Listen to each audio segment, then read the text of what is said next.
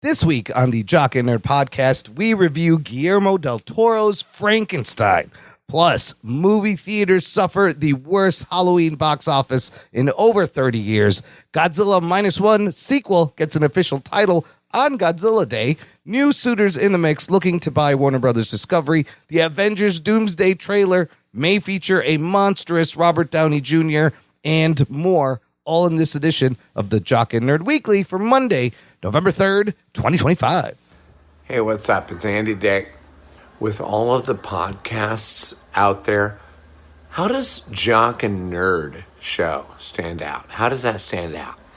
It's the only podcast to feature a beef chow mein eating, Grubhub ordering, couch surfing, comic book reading, Three Loco loving, ball scratching, funny foul-mouthed puppet named Rug Boy.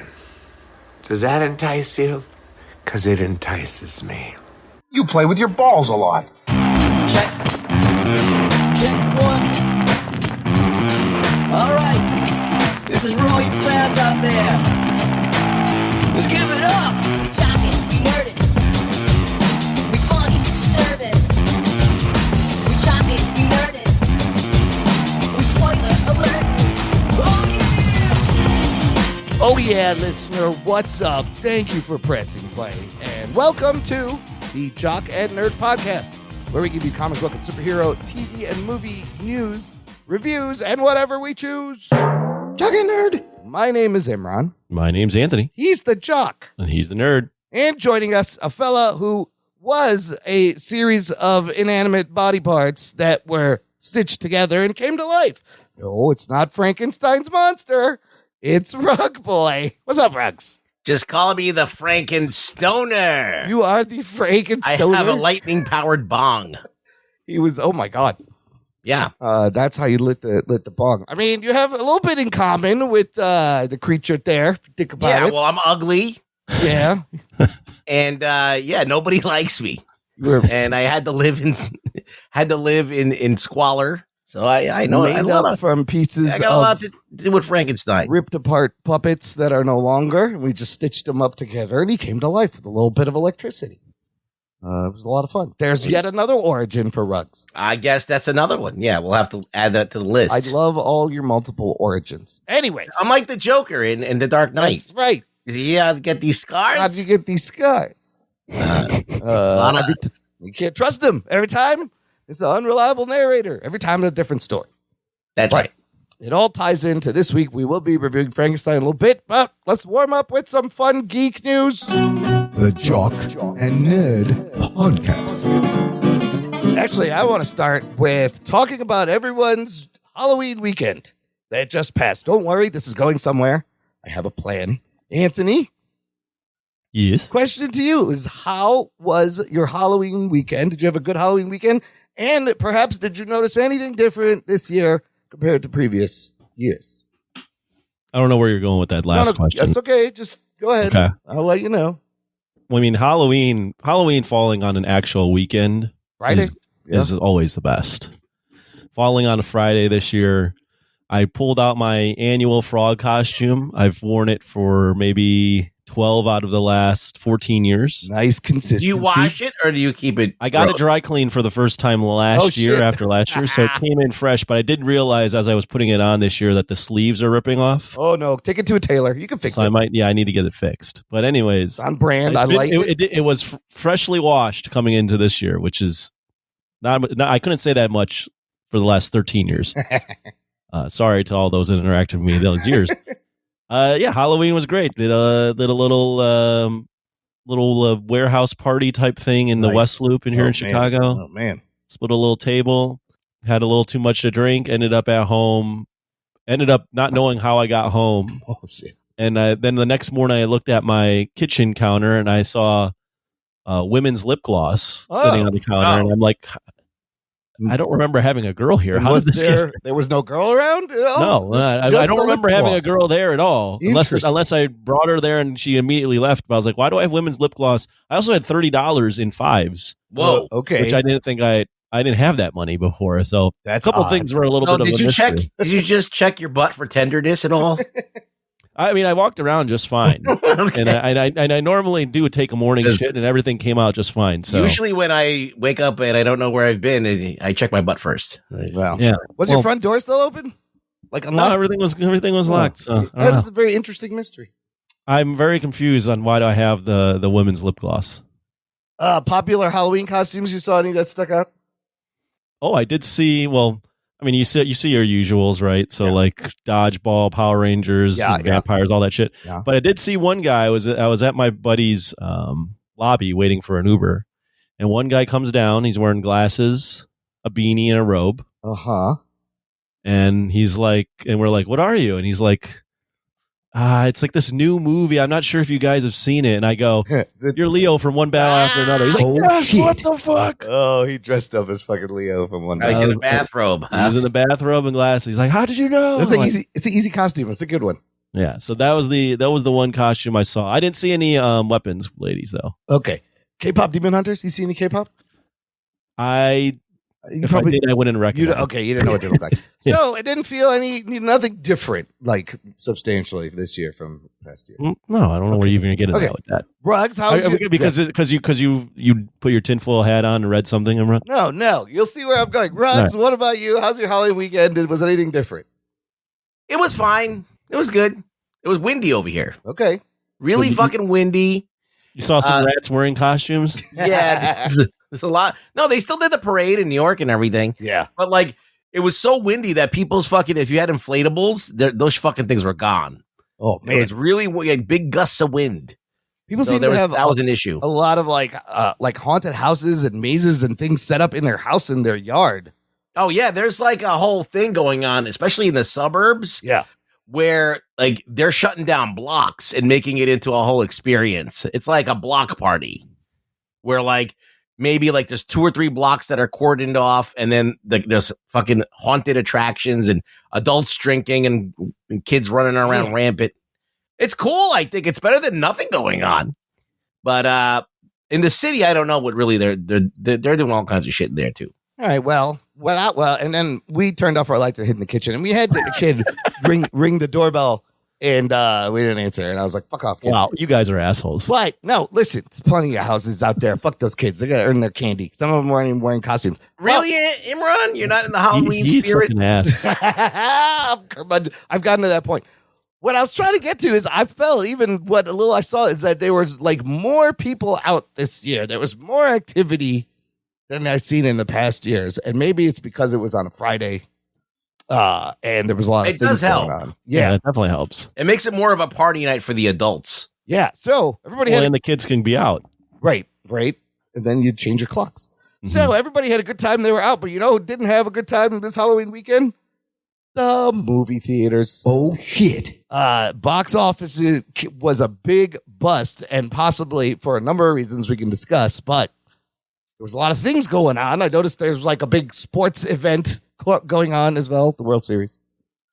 And people were just out and about. And the trades reporting this Halloween becomes the worst box office weekend in 31 years. The weekend tally was 49.8 million, making it the lowest weekend of this year, the lowest grossing Halloween weekend for 31 years outside of the COVID year 2020, and the worst October in 27 years, which is all kind of crazy, giving us a really weird top 10 box office here, which I want to go through a little bit because it is strange. No new releases, not even really any horror movies out, like one horror movie. Before I get into the top 10, any comment on that? That's where I was getting to. That's what I was I'm still stuck on you just turning off your lights and not embracing Halloween at all. There's plenty of houses around here where they got their decorations that the kids. I would think you would just be like so happy to see people, and you're like, "Oh, hey, what's up?" It's the one year I could go out and not scare children, and they're like, "Hey, great costume," and I'm not wearing anything. Really, it's just me. I was like, "Yes, I did this for Halloween." I mean, we can get into it, but there wasn't any new movie released, and there's no horror movies out. Black Phone 2 and Shelby Oaks are the only 2 horror movies out. And the horror movies that Ruggs mentioned, Black Phone 2 and Shelby Oaks, have been out. Yeah. And I And mean, Halloween falls on a weekend this year. yes. And traditionally, like October is not the best for box office, right? Every year. But like for this to be the worst in 31 years, it's just wild. So opening at none of these movies this weekend, top 10, made over $10 million. Opening at number 1, Regretting You, made $8 million. That was that romantic drama with the Franco. The movie that, if you've seen the trailer, I felt like they showed me the whole fucking movie in the trailer. No need to go see it. That's in its second week. Opening number 2, Black Phone 2, in its third week, just makes $8 million. Number 3, Chainsaw Man, that R-rated anime, in its second week, it opens at number 3. Number 4, the K-pop Demon Hunters re-release doesn't do as well as it did when they put it in theaters the first time, only making $5.3 million. Chainsaw Man just edging out K-pop. But the first time it came out, they made like 25 million. So maybe it ran out of steam a little bit. Number 5, Bugonia, in its second week. Number 6, a Back to the Future 40th anniversary re-release, making almost $5 million, $4.7 million. Then you get the Springsteen movie at number 7. Tron Ares hanging in there in its fourth week, but that's only made $133 million globally on the $180 million budget. Number 9 is something called Stitch Head, which I don't even know what it is. I think it's a Frankenstein movie. Is it animated? Yeah, it's a little kid's movie. Oh, okay. And then number 10, Good Fortune, the Keanu Reeves, Seth Rogen, Aziz Ansari, in its third week, just making 1.4. So, yeah, weird top 10, weird weekend, nothing really coming out, and they need some movies coming in. Well, for sure that the Friday night was affected, that Halloween was that weekend was a big party night. Yeah. There was big parties throughout that whole weekend. It was a big incentive to go out.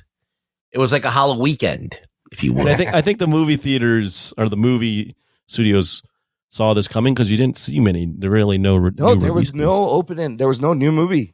Except for it was just re-releases, K-pop Demon Hunters, nothing new. That was very interesting. So I think, do you think with what we got? We got Predator coming, we got Running Man coming, we got Wicked for Good, we got Avatar at the end of the year.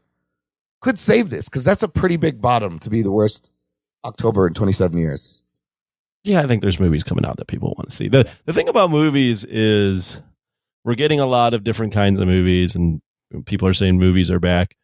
But at the end of the day, people will go to the movie theater for things that like they can't miss, or events, or there's a lot of buzz around, and there wasn't a lot of buzz around any of these movies that have been out. Yeah, that is still the case.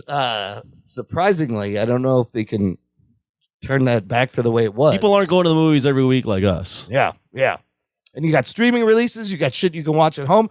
There's one horror movie, so you can easily sit at home and watch 10 fucking horror movies to your heart's delight. You know, there's no need to go. So just a weird weekend, listener. Let us know how your Halloween was. You can join this conversation, join our Facebook group. It's called Jock and Nerd Nation. Jock and Nerd. It's a closed, exclusive group. There's a link in the episode description. Click it, join it. Moving on, fellas, everyone. Happy Godzilla Day 2025. Hey, let me give you this. This new Godzilla is unfriendly and is going to destroy your country. There's nothing you can do about it. Did he say this new Godzilla? There's a new Godzilla. This new Godzilla is unfriendly. That's from the, I think that's King Kong versus Godzilla, the English dubbing. Oh, so there's a new Godzilla in that one? I didn't realize that. I got this. I got this. Let's drop a hip-hop beat to this. It's fantastic. That exists. They've done that. Who did that? MF Doom. Anyways, did you guys know it was Godzilla Day? How'd you celebrate? Did you guys celebrate? Did you get a cake? Did you wear a hat? I was up late watching the Japanese feed. Oh. Knowing full well I didn't understand a fuck that they were saying. But I still watched anyway to catch a glimpse. It was going on quite a long time.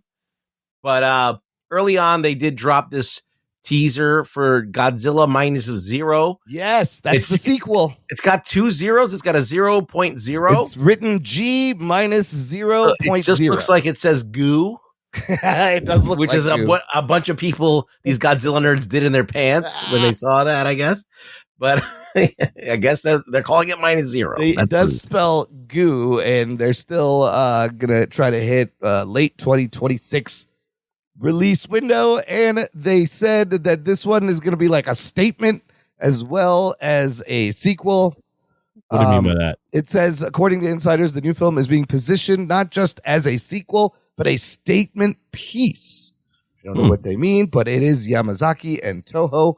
Anthony, what do you think? We were wondering if the sequel, the number was going to go up or down, and -1 to -0, it's going up, actually, right? That's up. They add a film, but they take off a number. They take off a number. But does it give me Godzilla 0.5? How many fractions can we do? You can put all the fractions in there. Well, -0, and then, yeah, I guess, would you go +1 at that point? I guess you'd have to. Going from -1 to 0 is actually adding so one. When Godzilla +1 comes out, that's when they're going to have the little Godzilla. +1. +1. Oh, it's his +1. I didn't even know today is today Godzilla Day? Yes, as we're Monday, recording November 3rd, the day we are recording, is officially Godzilla Day. Why is today Godzilla Day? Well, it's a good question. Rex, do you know? November 3rd is always Godzilla Day. Oh, I think it's like the anniversary. It's the 71st anniversary. Okay. What was the question? I guess just how did I celebrate my Godzilla? How did you Day? celebrate? And he didn't realize it was even happening. I'm talking to you guys. What do you want the sequel to be? Are you excited now? We know the title. Yeah, you know the sequel. I'm Godzilla -1 is one of my favorite movies ever. A sequel to that movie, I think they did tease something at the end. I do think that movie on its own could just be its own. Like, it doesn't need to have a sequel. But I'm glad that this guy, what's his name? What's his name? Yamazaki. I was going to go with Takashi Mike, which is not the guy. Takashi Yamazaki is Takashi first name. Yeah, I am glad that he's doing it. So I do trust his vision for it. I'm intrigued. I want to see what he might pump out. I don't know. We don't really know where it's going. It's not very obvious. Yeah. So there is that intrigue as well. Yeah. But then there is a part of me that's like, can he top what he did in that first one? Because that first one, was almost flawless. Rex, what do you make of that line on this Hollywood Reporter article being positioned not just as a sequel, but as a statement piece? What does that mean? I don't know. I think that we're blowing it out of proportion. They're all statements. They are. Yeah. So, I think they're just going to be more preachy. I don't think anybody wants that. They're all kind of messages, these movies. They all have little allegories in them. So, I don't know. It just seems like par for the course. I think also sometimes things get lost in translation from Japanese to English. Sure. So maybe what they're saying and then the way it's translated in English doesn't fully jive because, you look at the title, like -1. No one really knew what that meant. But what they were trying to say was we're at ground zero and then because of the war and then we're down one basically with Godzilla. Kind of like doesn't make sense, but does if you explain it. Now it goes back. So I think there's just things that sometimes when they translate from Japanese to English, it doesn't fully jive with how we speak. I would hope, would you guys want to see him like a little bigger scale, a little more ambitious? Maybe they give it a little more money after the success, the Oscar, love it got. Can it get bigger? There was a controversy when somebody mistranslated saying that they were going to use suitmation in the movie. And then they've had to have multiple people today saying, no, it's all going to be CG like it was in the other movie.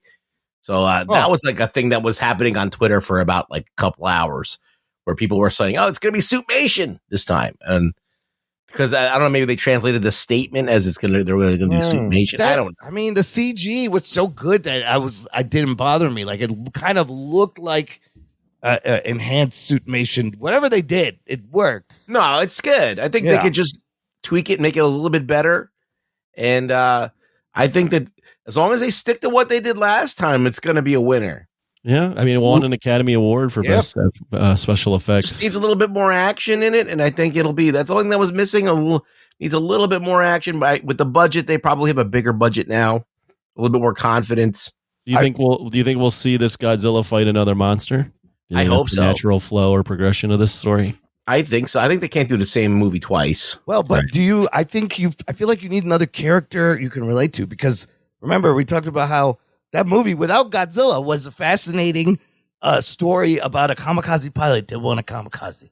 Right. And, if there's something like that, that's the anchor, and then there's Godzilla, that really worked. That's what made it special. We still have things that are lingering from the last movie, Yes. like the woman with the thing growing on her neck. Oh, that's right. Oh, that's right. So she's going to be in the movie too. So she's going to be a character, and so is the pilot. They're both going to be back. And then the chunk of Godzilla kind of reforming in the water. So it will be a continuation of these characters. They're probably not a huge time jump. Oh, man, I can't wait. I think it's going to do even better than the first movie. That was a great movie. You never know. Very good. Okay, moving on. I got an update about Warner Brothers for sale. Talked about last week. Paramount, David Ellison got a huge hard on for the Warner Brothers. Geek boner. Now he's got some competition in Netflix and Comcast Universal officially getting involved. Netflix has hired the same investment firm that Paramount Skydance used to study Warner Brothers and help them make their bid. Okay. So Netflix, it says here in this one newsletter I get, they have now data room access, meaning they can see Warner Brothers financials and then make an informed bid. They want Harry Potter, DC. Warner Brothers already produces a bunch of Netflix hits for them, like You and Made. But they do not want the cable channels. Meanwhile, Comcast saying the same thing. They want the IP, but they don't want the cable channels. They don't want any more channels. Peacock is bleeding money. And Comcast is getting ready to spin off its own cable networks, MSNBC, CNBC, USA, into a separate company called Versant. So they're trying to get big. But the common thread being these people want the IP. They want the HBO shit. They don't want the fucking cable channels. Wasn't Paramount interested in all of it? Yes. Paramount's bid is, I think, for the whole thing. And remember, they also offered Zaslav a co-CEO, co-chairman position at the company running everything. Yeah. Okay. So that may make, but I still feel like they're holding out. So they don't want, I mean, the world doesn't want Ellison to get this because he's in cahoots with Trump. Right. And they think that would now create it would be a monopoly. Monopoly and the balance of power and the balance of power over the media would be weird. So people are not really, a lot of people are not wanting this to go through for Paramount. No. And are hoping that Netflix or Comcast can pull it through. But it's weird. Yeah, Paramount, I mean, a lot of the people in this industry are really fearful that if Paramount gets it and how that changes how Warner Brothers works with movies and all that. You would think they would just leave him alone, though, if they want Zaslav also. That they would. That's why. I don't know. I mean, Paramount Skydance, a lot of the stuff they release, especially Skydance, is like a lot of these high adrenaline type movies. Yeah. They haven't really been interested in those nuanced stories. Netflix seems like the most ideal, although Comcast, I mean, Peacock is definitely the last amongst the big streamers. Yeah. So they could definitely use that fusion with HBO and HBO that content. Max, yeah. Yes, so absolutely. I see benefit to all of these. I know. This is a crazy, juggling wait to see who's the best fit game.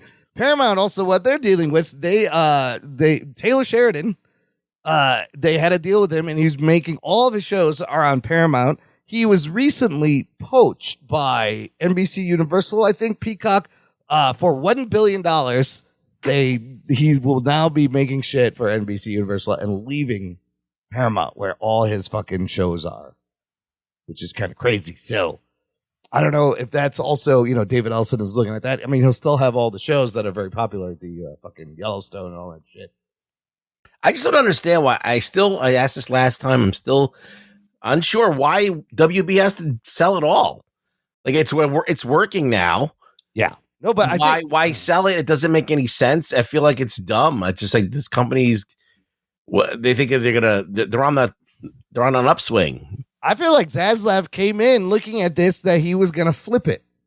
I feel like this was his whole deal, and he gets money for acquisition. Any kind of acquisition, he's getting a bonus. It's in his contract, and I think this was his play the whole time. Come in, fix it, sell it. Yeah, that's a lot. That's a lot of what big businesses do. Yeah, just like House. I think the only problem is not the problem. what stinks about this is it's just one less major studio. So there's one less studio that's producing stuff, less, diversity in what you're seeing. It is too much power for one person to have. I just hate this whole idea of shared ownership of businesses, because then it's nobody's business, and it's just kind of like a thing. Like these institutions are just they're not even, it's just weird.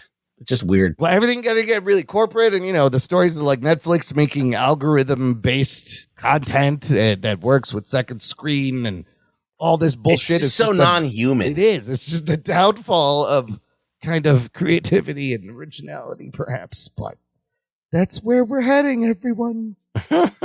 Enjoy. I mean, pretty soon with AI, right? Everybody is going to be watching personalized content just for you, and it's going to be weird. Well, you see that Sora app where you can make yourself do anything, right? So, but now if all you consume is AI content that is personalized, customized for you, there's no shared experience anymore. You can't, somebody else is not getting the same shit. They're watching different things. There's no communal thing. It's going to get really weird. I doubt that. I still think the communal experience is a huge part of movie going. Yeah, I mean, part of me does feel like the theater. The show literally doesn't exist because we don't talk about movies. Right. The theater will always kind of exist. Not only the theater, I'm just saying, like, people want to. Yeah. The big thing when you watch any content is you want to go to the person next to you or call them and be like, "Did you see that?" Yeah, you don't just sit there and internalize it. No, but is that notion of, "Hey, did you see that?" Will that eventually include the notion of, hey, I want to see myself in this thing? But what if everything is porn and you don't want to talk to anybody about it? It's like, okay, I'm not. This is what I'm watching tonight. Did you see the latest? Well, that's been going on. That's been going on before the internet. I wonder if there's a porn review podcast. There's got to be, right? Like if you're really into porn, there's a podcast that reviews the latest. But this show is immediately. I mean, we're already. It's the Cock and Nerd. It's the Cock and Nerd. We're almost there. So if that ever goes, we'll have to pivot to porn movie reviews. I really like the acting in this one. Yeah, the storyline, character development. 10 out of 10. Yeah, I really bought he was there to fix the Xerox machine. It's weird. I'll give it. I really love the ropes in this one. Man, what did he eat before? Whoever's nutritionist is did a great job on this. He's been drinking oat milk. I don't know. Clearly, he's had a lot of protein. Okay, last thing in the news. I've heard rumors, if you are waiting for the first Avengers Doomsday trailer, that it possibly might be in front of Avatar Fire and Ash. Oh, wow. In December, which would make sense. But Spider-Man's coming out before, so I wonder when we're going to get a Spider-Man trailer. But I know everybody's waiting for this teaser. It's going to be huge. There is some rumored details on the first trailer.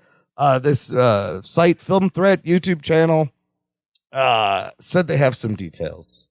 They said basically, quote, the person who saw it said it's not finished, but this person was surprised by the amount of footage they showed of Doom in action. This is not a teaser trailer. You're going to get not just a glimpse of Doom, you're going to see Doom. Now, this next part is interesting because it ties into the movie we're going to talk about. He said, quote, the way the character was described in terms of Downey's interpretation is a classic universal monster, like the Phantom of the Opera. It's a tragic figure and a broken figure, and part of it is his armor. Doom must have the armor because he has a broken body. He said, scarred, he went full universal monster with the interpretation. He needs the suit to actually function, which is kind of interesting. And then on the Hot Mic podcast, they made a good point that this sounds like essentially like a Darth Vader type of character, or Phantom, or even Frankenstein's creature. If that's the case, what do you think of that take? That's kind of the character of Doom, though, right? Yeah, and many versions he's scarred underneath the armor, so that seems legit. If it's a tragic figure like this, I think that's going to be a lot of fun. Anthony, any comment on him doing it universal monster style? No, I don't really have any comment about it, just because reading someone else's description of something that we don't even know was actually legit just doesn't really interest me. But yes, I mean, the mask, the Phantom of the Opera bit, it's kind of obvious also. Yeah, very obvious. Kind of makes sense. So Maybe it's a good sign. I think I can't wait till Avatar now. I'm even more anticipating that movie. What? Avatar. Firay and Asha. Oh, I'm saying everything wrong. It is my most anticipated movie of the year, and now even more geek boner because we might get a Doomsday teaser. Not the Spider-Man movie? Well, that's next year. That's next year. Next year. Oh, so, yeah, you're right. Yeah, it's next year. All right, let's take a break here, fellas. We're going to play some promos. And we're going to talk about actual Frankenstein's monster, Guillermo del Toro's Frankenstein review, right after this. After these messages, we'll be right back. Who knows what evil lurks in the hearts of men? Turn your dial to find the frequency of the past. Captain Advice. Where the classic stories of mysteries, sci-fi, thrillers, and suspense are found waiting to be heard once again. Another case for Nick Carter, Master Detective. You'll find a variety of those stories here, in their original form, where each episode takes you to another place or time. The Man of Bronze, Doc Savage. But only when you find the mystery frequency. Available everywhere. The Shadow knows. Hey there, everyone. Brian here, host of TV Trivia Pod. It's a trivia-style podcast focusing on TV and movies. Listen in for questions like, what's the name of Michael Scott's screenplay? What do you say to view the Marauders map? And what's everyone eating in the post-credit scene of Avengers? Play along to TV Trivia Pod anywhere you get podcasts. And stay tuned for more trivia. Jock and Nerd. Listener, if you enjoy this show, it is a great time to give back and join our Patreon fan club. Visit jockandnerd.com/Patreon. Jock and Nerd. And you can give back for as little as $3 a month. You get bonus gifts. You get access to things like a bonus RSS feed where the podcast, the show, comes out a little bit early. There's bonus content, lots of instant reactions and movie reviews we put up this week. We will get to those at the end of the show. You can join us for our monthly virtual hangouts on Discord. The next one is Thursday, November 20th. You can pick a movie for us to watch. You could get a t-shirt. Lots of fun stuff. We appreciate everyone's continued support. Check it out, jockandnerd.com/Patreon. Join up. Join it's only $3. Yes, join it now. Do it. Pocket change. Do it now. All right, fellas, let's get to this week's review. We are going to be discussing Guillermo del Toro's Frankenstein. Here's your spoiler alert. Strap yourselves in, you fucks. Spoiler time. This movie, like I just said, directed, written, and produced by GDT. I got his initials confused. Guillermo del Toro, based on Mary Shelley's 1818 novel titled Frankenstein or The Modern Prometheus. And I've been doing a lot of reading. I did not know that she was fucking 19 years old when she wrote this. That's right. On a dare. Oh, really? Yeah. Damn. I think Lord Byron was like, you should write a fucking gothic horror. She's like, all right. Damn. 19. Talk her into it. Yeah. And what she writes is easily, I think you guys can agree, the most iconic fictional monster. The beginning of sci-fi of horror. all time. Yes. Yeah. Probably, the most adapted. I don't know. I mean, I have no data around this, but it seems like the most adapted creation ever. He is up there with characters such as Tarzan, Dracula, Sherlock Holmes. I was trying to get a number.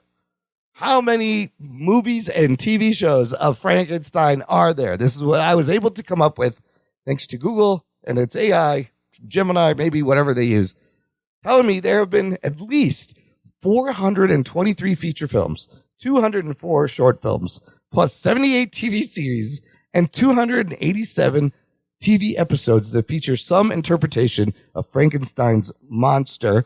The first film to actually adapt Mary Shelley's book was a short film from 1910, directed by J. Searle Dawley. And of course, 1931, the James Whale, Boris Karloff movie comes out, makes him really famous. That in itself was adapted from a 1927 play about Frankenstein. And this isn't even to mention all the toys, the comic books, the art, the costumes, the masks. I'm sure video games, right? He's been in video games. Yeah. Anything else? Just everything. Everything. I mean, he's a major movie monster, and he's also what do you call it when anybody can use it? It's public domain. Public domain. I was gonna public say, domain now, so open everybody's source. everybody's fucking taking it and adapting it now. We can do a Frankenstein audio fucking thing if we wanted to. And get it played. Anyways, this movie had its world premiere at the 82nd Venice International Film Festival this past August.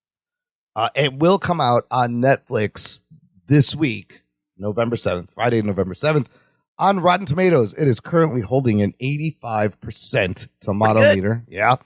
The popcorn meter, 95%. Critics and audiences both love this. Metacritic giving it a 78. Letterboxd, Anthony, you got that? No, but I think it's like a 3.8. Let me just take a look while you're. That's pretty good. You gotta prompt me better. You're talking and I'm looking at shit. Come on, we do this every time. 3.8. Oh, 3.8. I was right. The movie was made for $120 million. Netflix movie, and has a small release, right? So we did actually go out and get to see this in the theaters. The box office is showing in Wikipedia as like 313,000. It's not about the box office. It is once it hits on Netflix, then everybody will get to enjoy. The cast features Oscar Isaac as Victor Frankenstein. You have Jacob Elordi as the creature, Christoph Waltz as Harlander, a benefactor, Mia Goth as Elizabeth, his niece, Felix Kammerer as William Frankenstein, Victor's brother, Charles Dance playing Victor's father, Leopold Frankenstein. And that's really the main cast there. A couple other people. Galactus, Ralph Ineson, showing up for a cameo. I missed him. He played. Oh, I saw him. He was in when he was showing he was reanimating the dead body in the classroom. He was one of the guys, the elders over there. I thought I'd hear his voice and right away be like, oh, there's the motherfucker.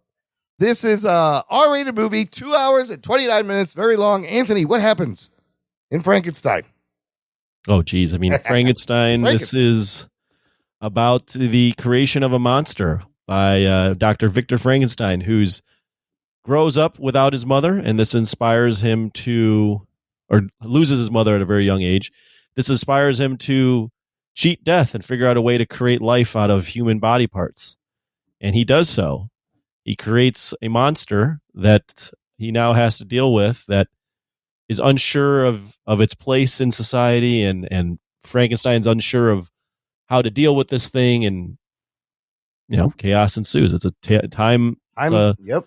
timeless tale of the man playing God and creating a monster. That's creator and creation, or father and even, son. Or some would say, creating not even a monster, just creating something that is, that's not supposed to be here. Right, like AI. Yeah. Yes. Yeah, there you go. Are you playing God by giving life? This was AI before AI. This really was. Before we get to the movie, baseline history with Frank. I want to know who's the bigger Frankenstein fan. So, Anthony, give me your relationship to Frankenstein. I wouldn't say I'm the big Frankenstein fan. I like Frankenstein. I've seen the original, or not the original. I've read the book a long time ago. Oh, you did read the book? Okay. Long time ago. Okay. And I've seen Frankenstein from the 30s with Boris Karloff. Yeah. Like seen him played by Bela Lugosi. I've seen Bride. I've seen the one with Robert De Niro. Seen various adaptations of Frankenstein in comic books. I haven't seen everything. There's a shit ton of stuff. Yeah. But I like Frankenstein. The Frankenstein I grew up with was the guy that had the bolts in his neck and was green and walked around really slowly. And then, when I first saw the De Niro Frankenstein, or that's actually Brana's Frankenstein, right? I was like, whoa, what the fuck is this? This isn't Frankenstein. Yeah, that threw me off, but that's more close to the real Mary Shelley book. So yeah, I've always liked Frankenstein. I've always liked the Universal monsters. Guillermo del Toro doing Frankenstein seems like a match made in heaven. He's been flirting with doing Universal monster type shit for a longest time anyways. So yeah, this is a movie that, while not in my top 5 most anticipated, was something that I definitely wanted to check out. Well, I think Rug Boy is then our biggest Frankenstein fan because this was your most anticipated movie for the remainder of this year. That's correct. And I was like chomping at the bit to see it. I had to go into the depths of Staten Island to see it. Well, when did you first discover Frankenstein? Oh, I mean, I've known Frankenstein like everybody known. The Universal Monster has been around. So when you're like a kid and there was like Chiller Theater or whatever fucking they run on local TV, they put the movies on again. Yeah. And I grew up with the Munsters, which had Frankenstein in it. And so like I grew up with that version of Frankenstein, that kind of like the flat-headed, goofy Frankenstein. Right. And I thought that was pretty cool. I liked him, but he reminded me of the Hulk a lot. Sure, yeah. Hulk is like a Frankenstein like amalgam, or that is a Frankenstein offshoot. Yep. Analogy, yes. But then I saw Mary Shelley's Frankenstein. Did you read the book? I tried to read the book and I couldn't get through it. It was just like kind of like flowery and went all over the place. Yeah. So it was a tough book to read, but I saw Mary Shelley's Frankenstein. And then after I saw that movie, I was like, is this really what she wrote? Yeah. And I started researching the story and getting detailed, like Cliff Notes version. And, I watched various like documentaries on it and everything. So I kind of became very familiar with the story over time. And I was just fascinated by it because like, oh, this is like a story about a guy who's rejected and he wants to just go away and be loved, but he's scorned by society. And I thought that was just really interesting. It's way more interesting than just a monster that goes crazy and kills people. He had like a mind. And I think that the way he was described in the book, he looked cool. He looked like, I'm like, oh, this is like a fucking like a cool looking monster, not like a guy with a flat head and like bolts coming out of his neck. So I became obsessed with that. And I couldn't wait for this because I was like, he's going to do it right. He's going to translate it right. And there's been a few translations that have gotten it right. Like there was a TV version that came out on Hallmark that was pretty good. Yep. And I was like, he's going to probably take inspiration from that. And he did to a degree. So, I was really, really chomping at the bit to see this movie. And I love Frankenstein. I think it's a great story, classic story, still holds up to this day, I believe. I mean, I've known Frankenstein just from pop culture, right? And you grow up knowing the green with the bolts in the neck and the flat top head. And it's funny because I think that's all because of the Boris Karloff movie that was based on the play, started that, and you lost like the original strain of the story. But I have a similar story, like the Poltergeist story. When I was 6 and my cousin stuck me there. I guess when I was around that age, we went to California to Universal Studios and took the tram ride that goes around. And there was a Frankenstein monster that came up to the tram. And I do vividly remember it scaring the shit out of me. And there's a picture of me crying with the monster next to the car somewhere when I'm a little brown kid. So, yes. And also, like you, Ruggs, now I am fascinated with finding what is the most faithful adaptation of her novel that's ever been done. So that's why I was really interested in this movie. And yeah, Guillermo del Toro doing this. So opening thoughts. Let's start with Anthony. Back to you. What did you think once the movie?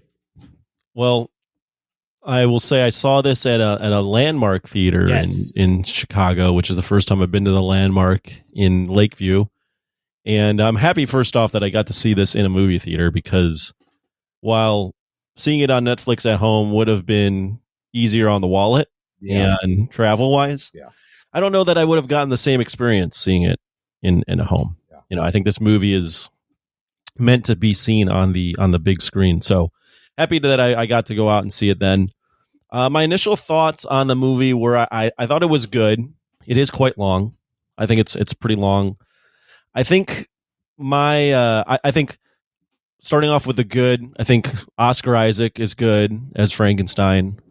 I thought Jacob Elordi was really good as the monster, or whatever you want to call him here. Creature, whatever. Yeah, the creature, the monster. I think you really felt for his situation. And I think, as I've grown older, the story that's more intriguing isn't what Ruggs mentioned, where it's, the guy walking around and killing people and being a zombie. Right. The real story is this guy that doesn't know his place in society and how he fits in. and what his purpose is, and what, like this tragic creature. Yeah. And I think that's the most interesting part of this movie for me is the tragedy of this monster, and like the subtle things where he's like learning and then trying to like fit in but can't really ever fit in. It's just a really sad story, right? Yeah. So I thought that was really interesting. I think where this movie falls a little flat for me is I think it's just pretty drawn out. And I think the first half, where they split it into two parts, that first half being Frankenstein's story, right? I thought that really dragged. I thought that was really dull. You start off the movie with this hot scene of Frankenstein on the boat and killing all these people and chasing after, or the monster. I keep calling him Frankenstein. The monster chasing Frankenstein.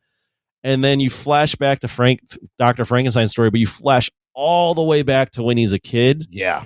And I'm like, you don't really need to start when he's a kid. So it's already like putting me in this mood of like, fuck, it's going to take a while before we get to Frankenstein. Yeah. So like, I think this movie is very solid and entertaining, but I think it does drag a lot. And I also think there are parts of the movie that are really cool to look at, like some of the stuff in the castle and all that shit, and then like the him cutting up the body parts. I thought that was all really interesting. But then there were parts where I was like, this feels very Netflix gloss. Like, I didn't think that the wolves I thought looked terrible. Yeah. I thought there was a lot of like stuff in here where it felt almost like video game cutscene-y. I thought like coming into this, I felt like Shape of Water looks like is for me a much more gorgeous film to look at than this one. So I just had a lot of like, I wasn't fully on board with everything he did. And then lastly, and then I'll go to you guys, is I think it's tough to do a Frankenstein story because we've seen the story so many times. Yeah. And I felt the same way here where I was like, I kind of know the beats. Like he's not really doing anything different. Yeah. It's just another Frankenstein story. So overall, while I always will like the Frankenstein story, I felt like this one didn't really add anything new and it was a little dragging in a lot of parts, but I thought the performance is really good. Oh, okay. Very interesting. Rugs. I had my problems with it. I didn't see the Netflix gloss. I was fully dialed in and thought it was pretty high quality throughout the whole thing. The sets looked great. The music looked great. The cinematography was great. Everything was pretty good. I feel like, I don't know if it was maybe as good as The Shape of Water, but I think it's definitely, for me, was up there. I love seeing it in the theater. Guillermo del Toro like took this, made this more personal to him. Yeah. Because he has daddy issues. Yeah. And he wanted to make a movie about daddy issues. It's about him and his So father. he made Victor's dad an asshole, which he's not. He made Victor an asshole, which he's not. Because he was trying to do this thing where his dad was an asshole, so he was going to be an asshole to what he created. Right.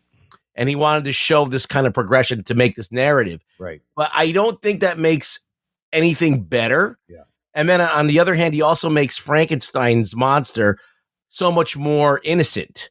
Yes. And like in the actual book, like the monster's like goes to Victor and says, listen, I want you to create me somebody I could be with, somebody, a wife, whatever. And he says, if you don't, I'm going to start killing everybody that you know. Right. And by this time, he's already killed his younger brother and his nanny that he grew up with. So he's already killing people in his life, threatening him, like basically intimidating him and threatening him. And then he goes and kills the rest of his family. So he's very much more villainous. And that would have been, I think, a more, like for Anthony, been a more entertaining film because it would have upped the horror ante. It would have made it more of a horror film. It would have had a little bit more gruesome deaths and a little bit more suspense. But he tried to humanize the monster so much that it doesn't have as much punch as it could have. And it just has an emotional punch instead, this father-son thing. Yeah.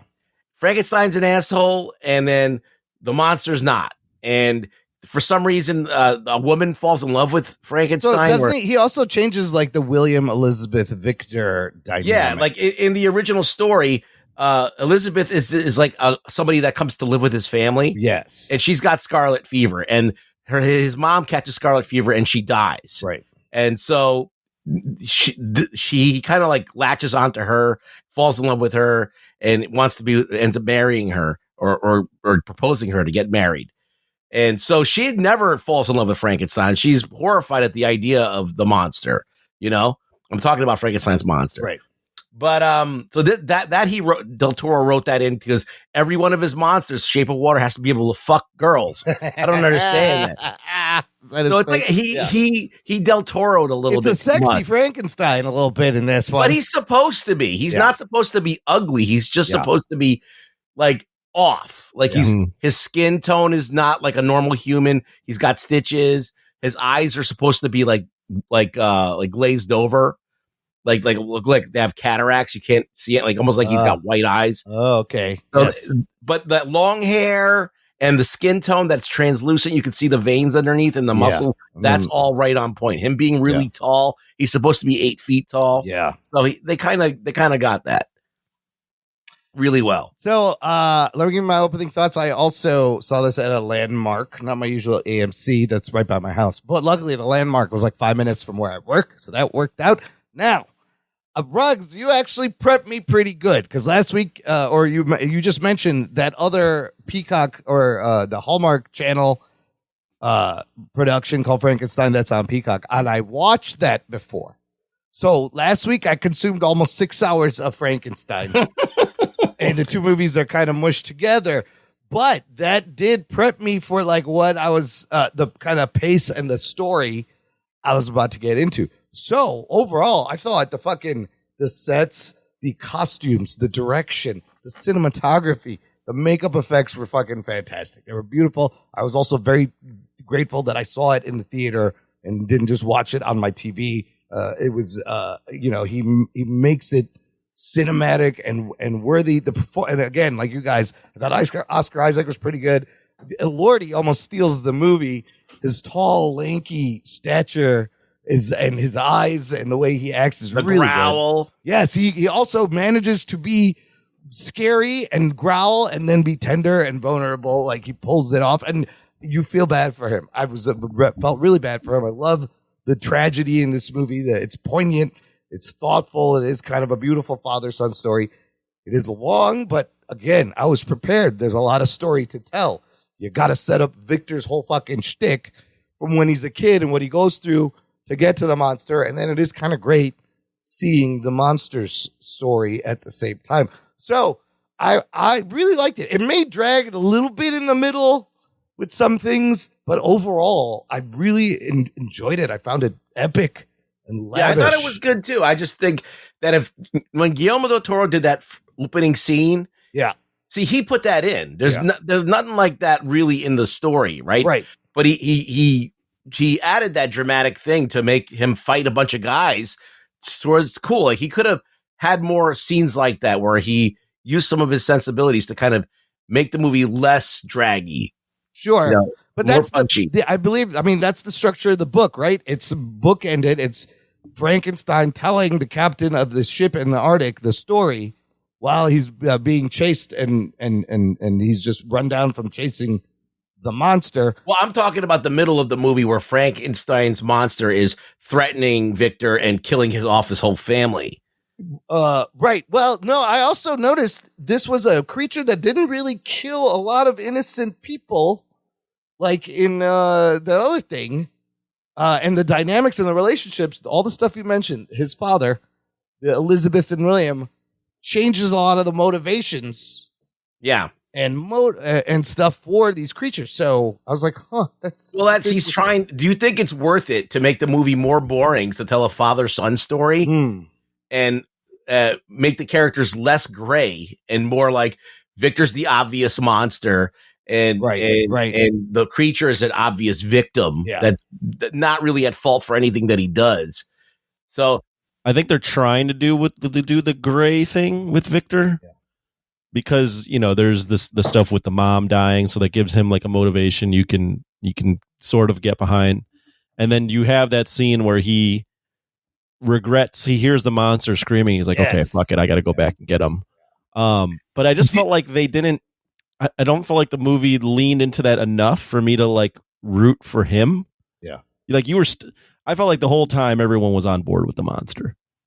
Yeah, like I don't think there were like I think Guillermo was trying to like do this thing where you were conflicted about who to even feel for, like you can understand both, and I think that's why he told it in two halves. Yeah. I just didn't feel like the enough investment was made for me to like feel that Victor was a sympathetic figure at all. Yeah, I agree. Yeah. 100%. The other, I don't know if this is more faithful to the book, the interpretation of Victor is that he is just obsessed with science, with regeneration, wanting to cheat his death. father's a great man. Yes. He loves his father, wants to make his father proud, and his mother dies. Yes. And he's got a gift. He's gifted. And so he feels like, oh, he's going to use his gift to help the world. He thinks he's doing something great. Right. He's like, he doesn't realize that he's doing something terrible until the monster comes to life. Yeah, and then he realizes that he did something wrong. Like he shouldn't have done this. Like he's crossed something that he shouldn't have crossed. Yeah, he's instantly horrified by what he has done. But he's asking questions. Well, he's not really, though. Not in this movie. No, in this movie, he's not. That's the thing. It takes away a lot of that stuff. Yeah. All right, well, let's go He's really well, just I add there and then I'll let you. He's really just pissed off that the monster can't speak. Yeah, and I thought that was kind of like he was trying to do the dad thing, like the dad's like disappointed in his son. Yes, like he was trying to do too many daddy issues. That's what it boiled down to. He was frustrated that he could only say one word. Well, I also think that he was jealous that the girl was into him. Yes, this changes like a lot of dynamic things. Yeah, he kind of ruins Victor Frankenstein for this movie. Yeah, and the girl didn't want anything to do with him, and he's flirting with the girl, and she's into the monster, and he's jealous. And he's jealous of William, his brother, because this is his fiance. But okay, just going through some of the big plot beats from the movie, because there's a lot of great things. Like you said, the opening, which the whole thing is set in 1857, which is a little bit past when the book is wrote. But I think that's to use written. Is written. You know what I mean? You know what I meant. Come on. Come on. We're in 6, 7 generation. These kids don't. If I speak right, they're not going to understand. All right, it's wrote. All right, it was fine. wrote. I don't know if those kids are listening to our they're podcast. not listening. Sure. When they grow up, they might, and we're already ahead of them and talking their language. Anyways, 1857 because of the Crimean War, I think later where he gets the bodies.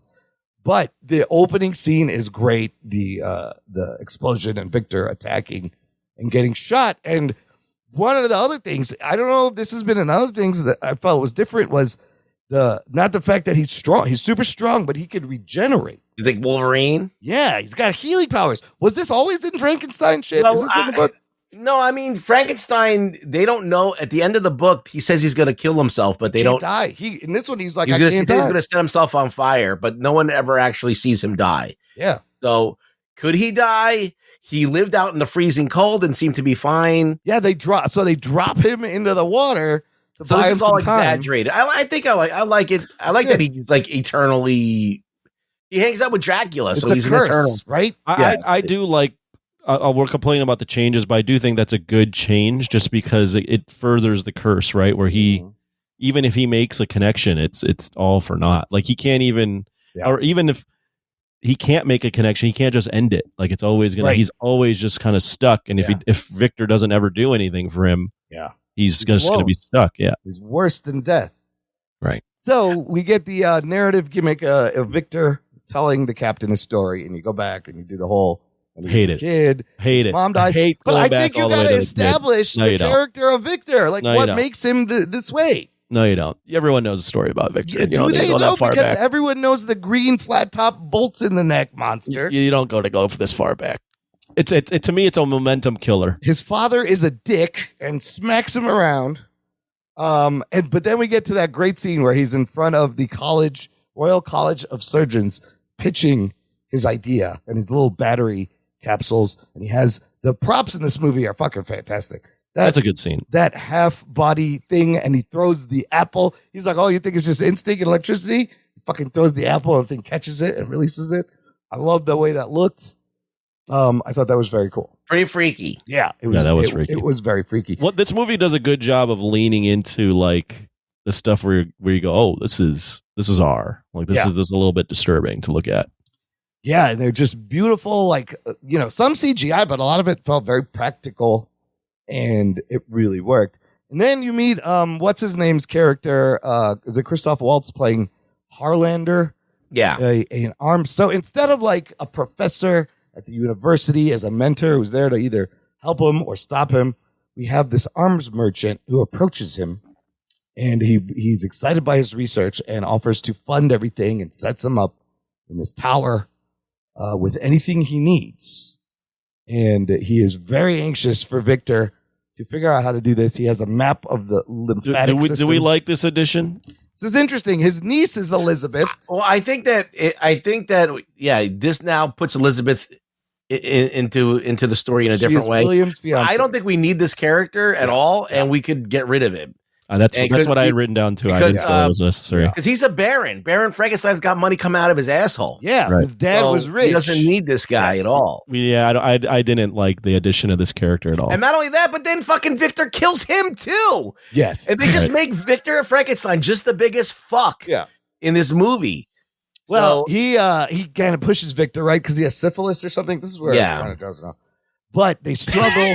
Wait a minute. Look, outside of that. Wait a minute. Was a little, you cannot sing the praises of this movie and just throw it. in that you dozed off. I like this movie a lot, but I mean, at least I was awake through it. Yeah. Look, I was tired. It wasn't the movie's fault. I was tired. And it was the whole part where he was telling me if you give this like a 9 out of 10 and you dozed off in the middle of the film, oh my God. Regardless, I'm going to watch it again to catch up on that part. And it was a long day. I was fucking tired. It's a long movie sitting in the chair 3 hours. I still really liked it. Anyways, look, they set up their whole fucking thing. Some cool fucking props there. And you mean they're set the whole Jesus Christ? That's a great way to. You mean they set up the lab that he's gonna like? Yes, William is helping him. Monster. Yeah, he's kind of bossing William around. William helps him. He's trying to flirt with Elizabeth. She don't want anything to do with him. Isn't there weird though? She does kind of flirt with him in the church. Yes, she does for a second. I didn't really understand what they were getting at there. Then she doesn't like him at all. Once I think she sees what he created and how he's treating him. She just, I don't know. Yeah, I don't know. But then there's that other great prop, that full body that's in kind of a fetal position with its back splayed open, and you could see the spine. And she sees it, and then he reanimates that thing, and it comes to life with his jaw. That's pretty crazy. That was fucking great. Also, good scare. And then we have the bits where Victor sees the red angel of death with fire in the background every so often. Hated that. You don't like that? It looked cool. I don't know what the point was. I don't understand what that even is. Ruggs, what is that? Well, he had the angel in his room, and that was like the good angel that made him want to save the world and keep people from harm. Right. And what he was actually becoming was the angel of death. So yes. It's a little heavy-handed. Heavy-handed metaphor for sure. So, okay, we get the whole Harlan. Not a little heavy, very heavy. Very heavy-handed. We get him harvesting bodies from a battleground, and Harlander with the syphilis, and they fight, and Harlander dies. And then Victor does set up his fully constructed creature with his little battery packs, but it doesn't work. And this, I think, is a lot from the book. And he kind of passes out from exhaustion and wakes to see the monster just standing over him at his bed, which is also, that's a crazy moment. It's a great moment. But then he's just a dick and keeps the thing chained up. It's very childlike. But I like the way this guy looked, the smooth seams, the alabaster skin, the lankiness. What do we think of Elordi's? I think it's pretty accurate. Yeah, I could say his name. And then did they hire the engineer from Prometheus to come? It reminded me. I told you, even from the trailers, it reminded me of the engineers from Alien. Yes. No, all kidding aside, I thought the physicality that Elordi had was good. I liked it a lot. Yeah, because he's it's not foreign looking enough to feel like it's not human, but it also is just the way he's so lanky. Yes. It's kind of just off. I mean, I like when he's like on all fours, kind of crawling around. Yeah. And so it can say Victor, and then Elizabeth shows up and fucking bonds with it. And now it can say Elizabeth. So he's learning, and then Victor, being jealous, I guess, of William, tells William the creature killed Harlander. Oh, he's jealous of the creature. So he's blaming. Wait. Who's jealous of the creature? Victor, because he blames Harlander's death on the creature to William. He tells William. I don't think it's jealousy. I think he's just doing that to cover his ass. Or to cover his ass, because he did kind of push him down the thing there. And then we get this great scene where, frustrated that the creature isn't developing fast enough, he decides to burn the whole fucking place down with lots of cans of gasoline. That was a lot of gasoline. And it's going up, and as it goes up, he hears the creature's voice and has a change of heart and runs back in It's too late. Explosion. He fucks up his leg. Breaks his leg. Yes, it severs his leg. He gets thrown against a stone. Because in the beginning, in the Arctic, you notice he's got his legs all fucked up, but it's a prosthetic leg. I was like, what the fuck? So then we see how that happens. And then I think it cuts back to the boat, him telling the story, and you see the creature bust through the ice. It's not dead. Being in that frozen water, gets back on the boat, wants Victor, but now is like, let me tell you my story. And he's very eloquent at this point. And I love the creature story. I do love all of this. How he escaped. How he. I think the second half of this is really good. Yeah, I love right when the creature is born till the end. I was back on board. Yeah, because it's for the most part. I do have some nitpicks. But we'll get into that. Yeah, you see him escape. You see him wander the woods. You see him find the farm. He's chased by hunters, and he finds the farm. He hides in the farm, and he watches this family. Do we really believe this motherfucker? No one notices that he's in the There's a large man in there. It's a large man that breathes really heavy. And like, isn't there dogs? Like, when they bark and sniff? Well, he's a Disney princess in this movie. He is, because he's playing with rats. Talk to him. He's got rats on him. He's petting the fucking rats. He's made of decaying bodies. No one's gonna smell him. Nobody smells him. So there's I just had to point. It didn't bother me, but I was like, come on. The guy's fucking in the wall. No, and I love how he decides to help them and sets up the firewood and makes things, and they call him the spirit of the forest. There's an old blind man, of course. You got to have the old blind man who is left behind when they go to hunt, and he decides to introduce himself. He's probably hungry, but the blind man accepts him because, of course, he can't see this monstrous person, and teaches him how to like read. They read books. Reads a bunch of books. They speak. He gets educated to the point where he's like, hold on, let me go back to the fucking lab here. See if there's any clues. And he goes back to the lab. I think he finds Victor's journal, right? With all he has it with him. Oh, he has the journal with him.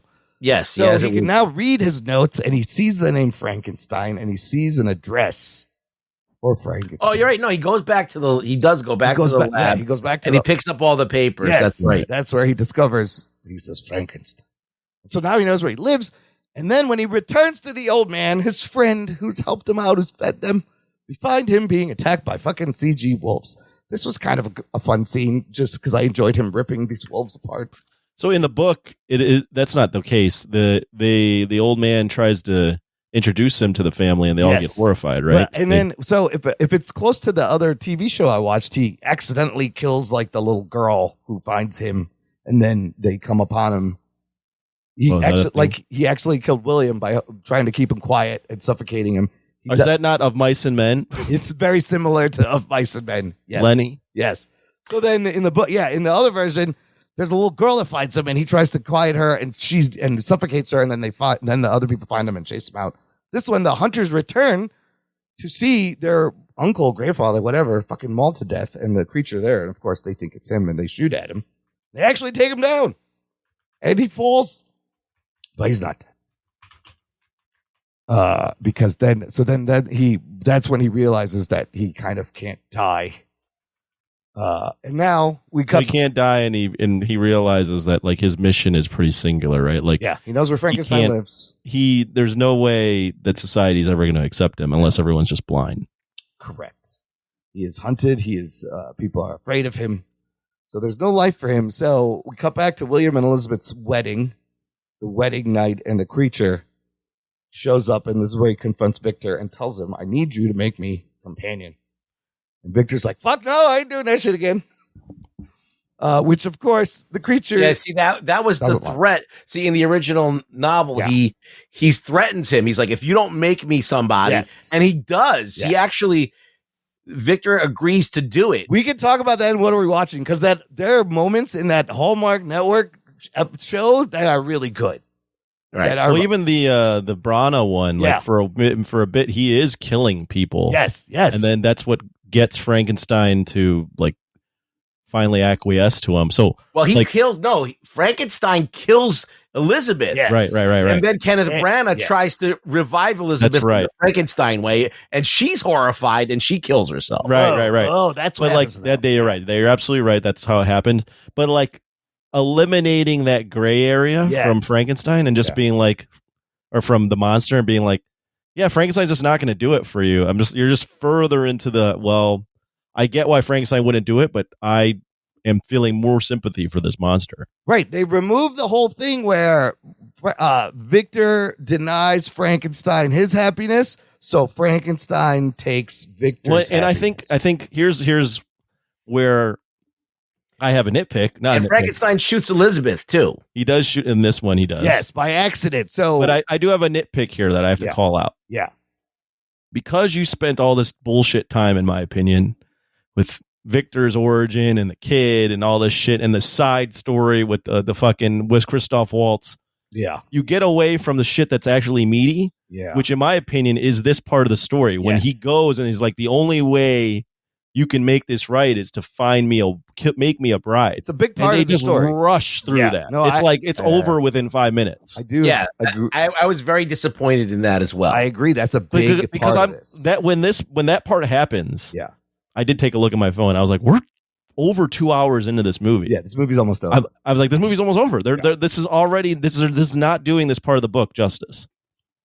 Yeah, it is the third act. So that whole scene, Elizabeth shows up, tries to protect the monster, and Victor shoots at the monster and accidentally kills. Well, she jumps in front of Elizabeth.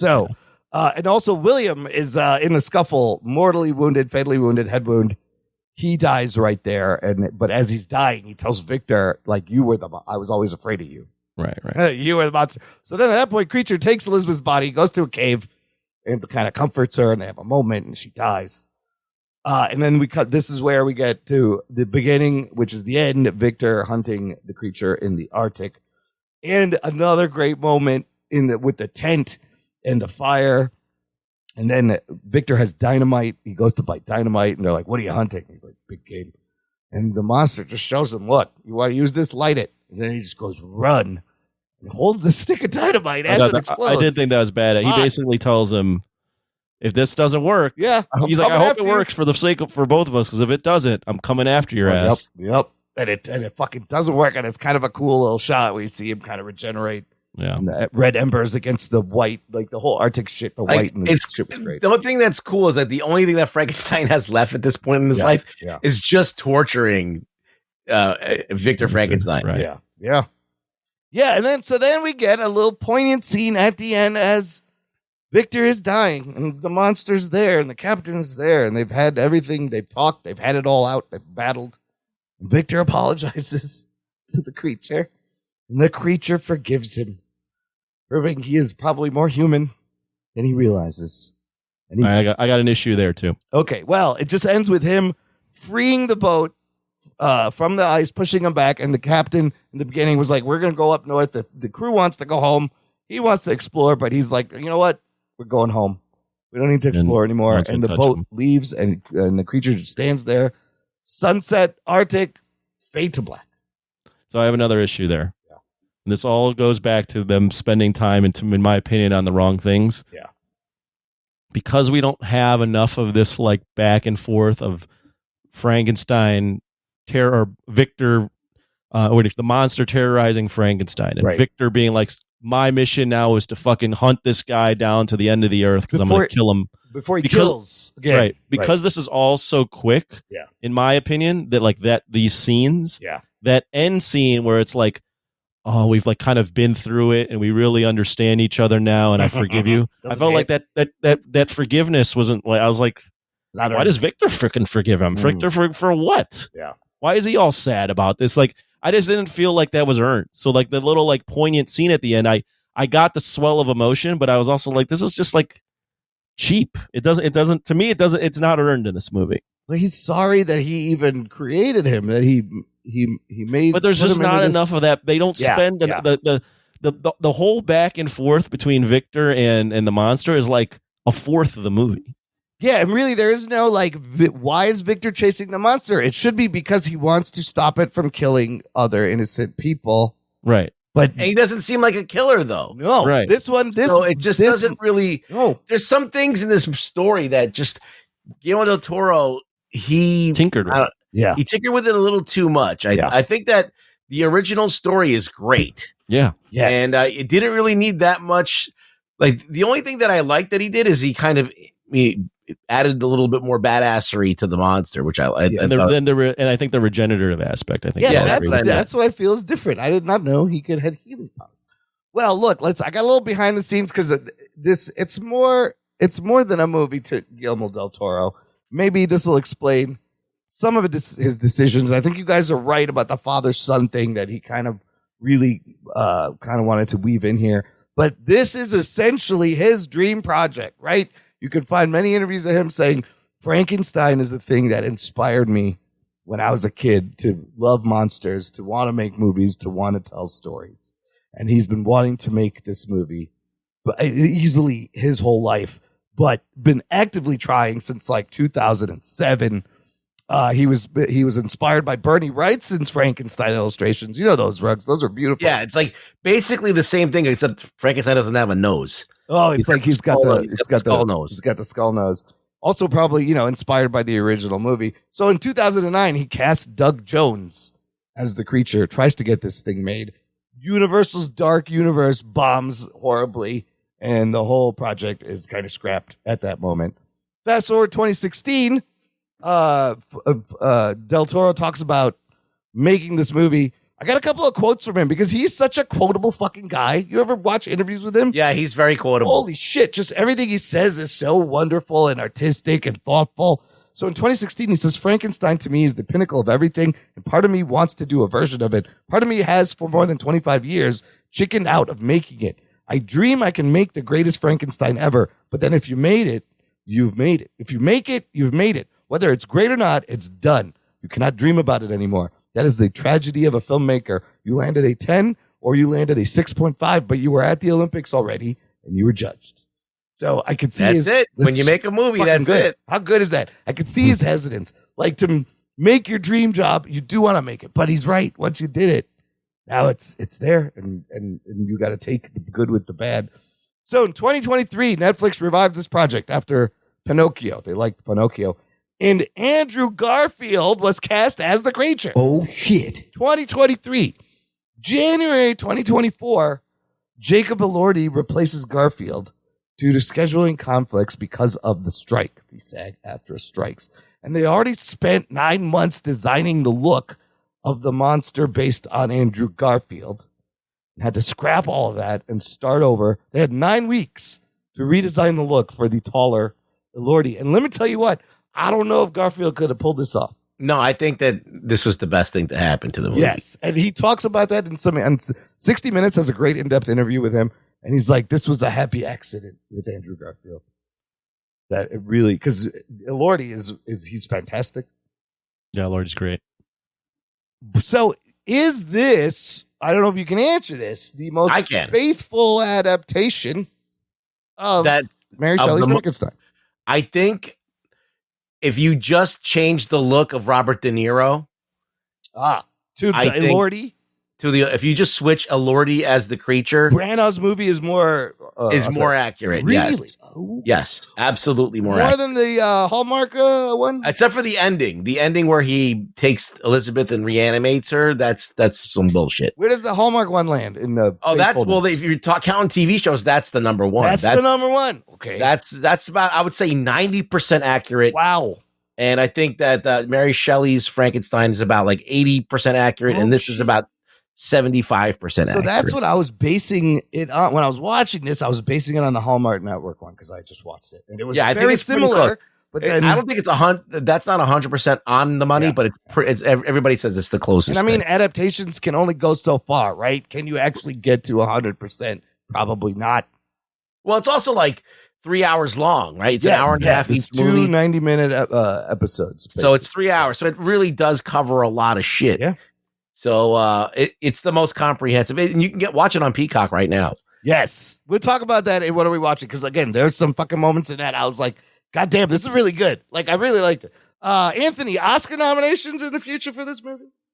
Oh, yeah. I mean, I think... a lot of the what they would call the below the line, so production design, cinematography, I think art direction, all those things I think are in play, and I think this movie actually has, of the Netflix contenders, this is the movie that I think is probably going to get pushed maybe the most by Netflix because I think audiences are really resonating with it.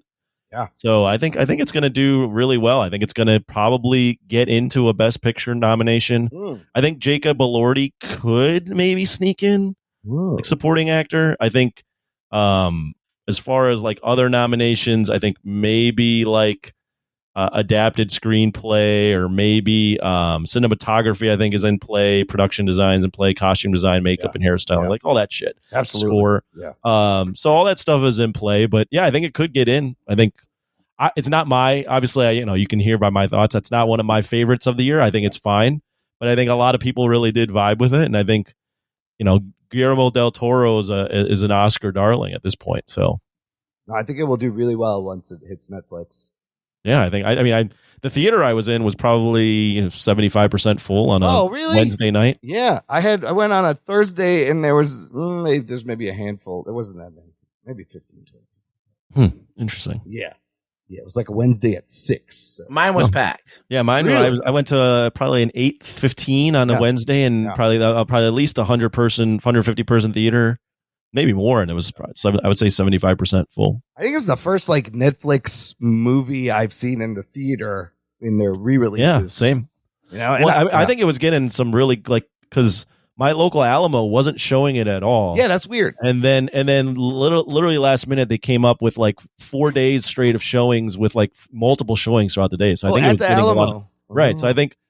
Like amongst the people that want to see it, there's a lot of people that want to see it in the theater. It seems to be opening like a little bit more since in the last few weeks, which I thought was interesting. Well, this is the type of movie, not to get on a tangent, but this is the type of movie where I'm like, Netflix, like put this in the theater, wide release, just do it for a wide release for a weekend, and then throw it on the platform. And I'm sure a lot of people would be buzzing about it.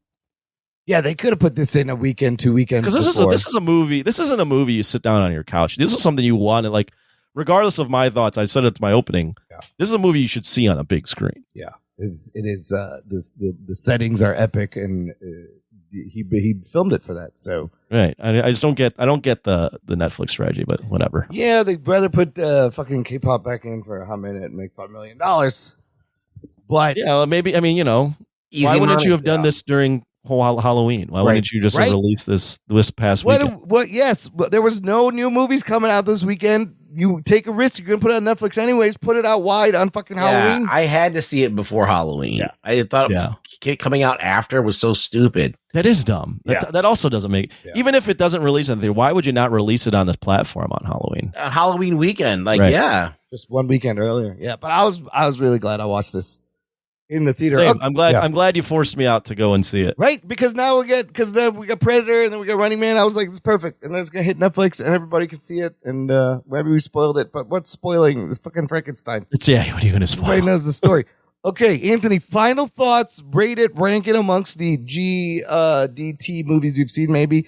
And is this his magnum opus? No, that's not a magnum opus. This is probably for him. Like in his mind, like obviously his magnum opus, but oh shit. I mean, you could talk about Pan's Labyrinth, you could talk about Shape of Water, you could talk about the Hellboy movies. Like I think those are all up there too. So yeah, that's up for debate. I don't watch as many GDT movies as you guys, so I haven't seen all of them. So I'm not going to rank it amongst those. Actually, I will. Fuck it. I have it as a 6.5 out of 10. Okay. I think the movie is good. I think the performances are really good. I think Oscar Isaac plays even though I don't like the way they characterize Victor Frankenstein, I think he plays a really like all over the place type guy that I would like could see becoming this kind of whack job type. Yeah. And then I'd love Jacob Elordi in the role. Yeah. I thought he was really, really good. Like the little things he was doing, right? Because he's not very vocal in the beginning, but like his eyes and the way he's like, you could see how he's very curious, but like in scared and pain. Yeah. Like all that stuff is like very subtle things he's doing with his like body posture and shit. But you're like I was fully immersed whenever Frankenstein was on the screen. Yeah. Or the monster, excuse me. I keep calling him Frankenstein. But I just had a lot of problems with the way he structured the plot. Like I just thought the story, and the more we talk about it, the more things he kind of tweaked. I just felt like didn't add up to something where he it would earn the payoff that he wants. Like by the end of the movie, he wants you to be like, damn, like it was these two guys and it's like they were on a collision course, but they figured out in the end, like they both were wrong, and the forgiveness, and you feel like bad for the monster. But I was like, the way the movie's paced, you focus too much on the things that I didn't care about enough that actually slowed down the story. So that's why I have it as a 6.5 out of 10. I also think it's just, even though it's Guillermo del Toro's like his baby, we've seen Frankenstein so many times that I was like, this is good, but like it didn't blow me away enough. I mean, it's a universal myth that he's just doing his version of right. But you're right. Here's one thing, and I'll let you guys go.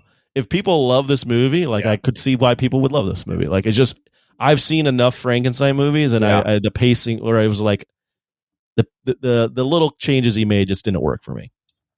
Yeah. Rugs. Same question. This movie's got a lot of baggage it's got to overcome.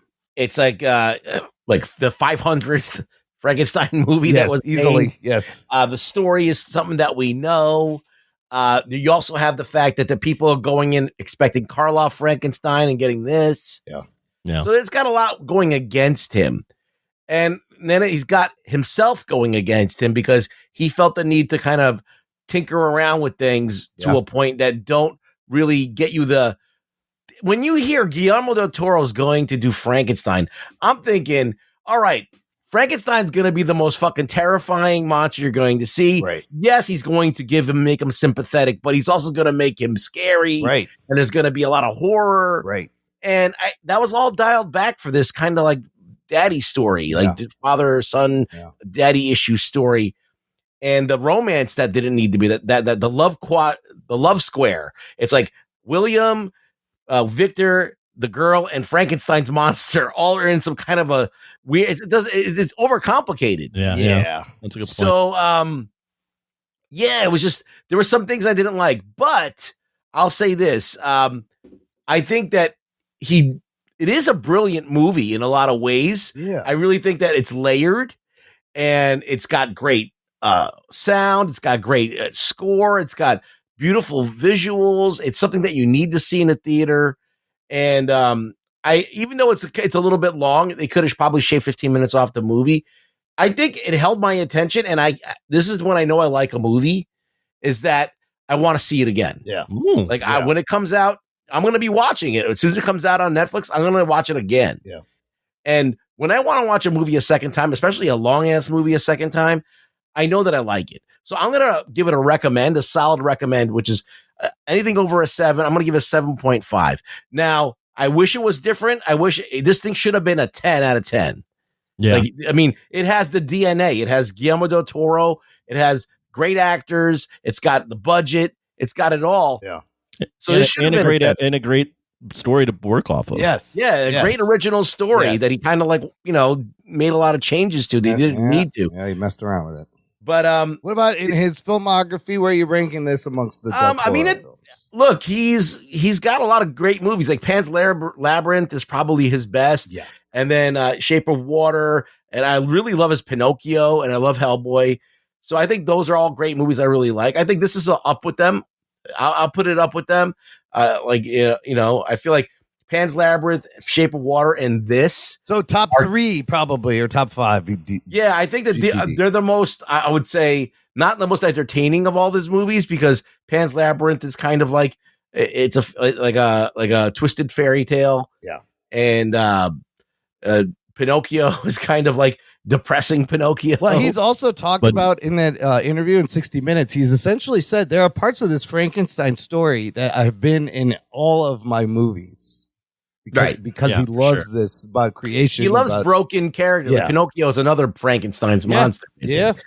Well, Ruggs, you're forgetting the greatest GDT film ever. Yeah. What about Pacific Rim? Pacific Rim. Well, I think that's one of my favorite movies that he's made, but I can't say that it's Oscar worthy. No. But it's definitely a fun. He's got a lot of fun movies. As well. But I think this is one of his best assembled films, like best acted, best scripted movies that he has. along with the other three that I was just talking about. All right. Well, look, I did really enjoy this movie, despite dozing off for a second there.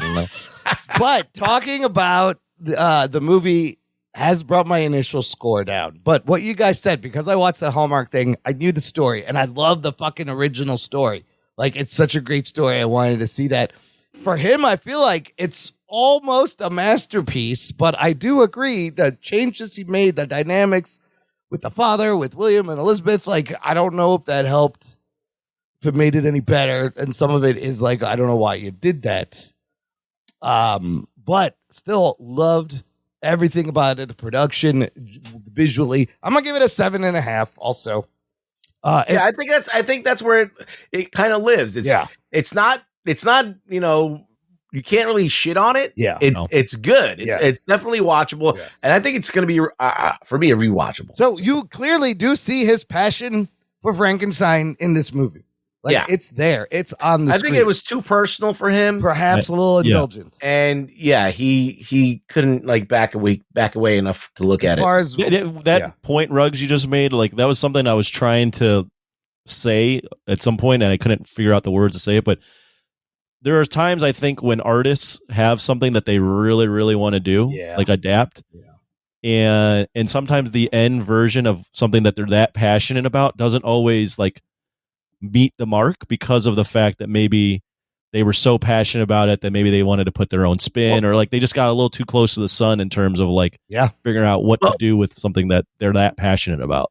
We see this all the time, though, Anthony. Anytime that they take any kind of material and they adapt it, they always want to put their own spin on it, and they get in the way of, sometimes they get in the way of really important things that need to be said in the story. And he's just like anybody else, you know, he's just anybody else who adapts things. They get too close to it and they don't see it. I mean, we talked about this earlier this year. It's probably not the same because I don't know if he has the same passion for this material, but I was somewhat, not the same, somewhat getting the same vibes earlier in the year when James Gunn did Superman, where he like put his own spin on something that's like this revered material.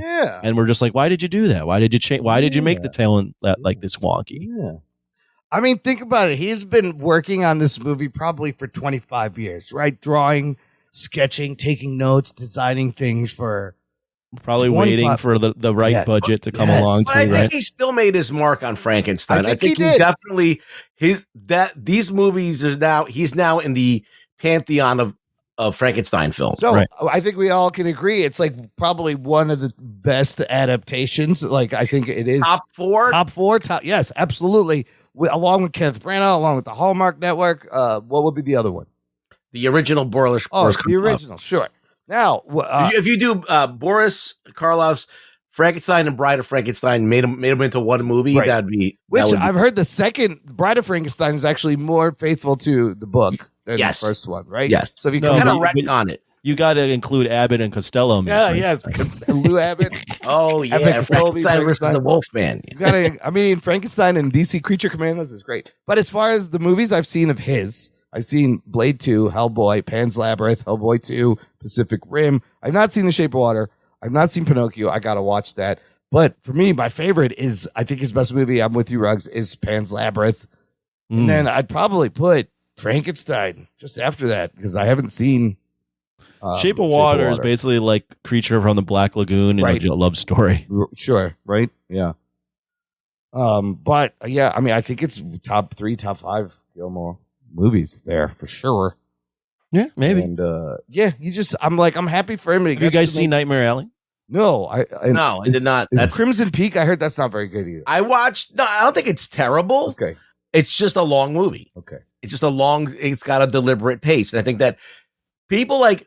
For example, if you got introduced to Guillermo del Toro from Hellboy 2, right, or Blade 2, or Hellboy, or any of those movies, or Pacific Rim, right, you're good. That's a different Guillermo del Toro. Yeah, that's genre. That's genre del Toro. That's like fun, kind of schlocky. Yeah, this is more like he's trying to elevate himself to do like a master storyteller type thing.